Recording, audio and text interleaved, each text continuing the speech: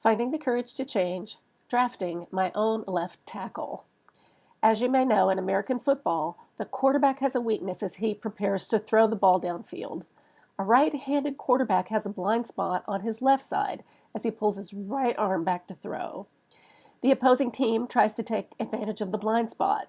The quarterback can easily lose the ball if they sneak up on him. He is also more likely to be injured if he's not ready to be tackled. The player who protects his blind side is the left tackle.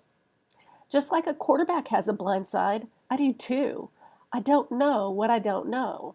I frequently don't know how to get the results that I want in my life.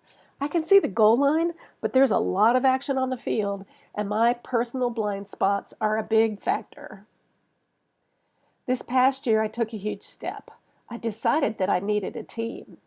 First, I found a coach that was a great fit for me. I made up my mind to surrender, to be coachable. Coach assigned me an accountability partner.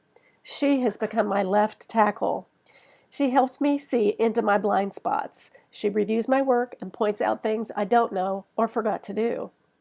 My 12-step group members do the same thing for my emotional blind spots. When I go to meetings, then I start to see new ways to do things.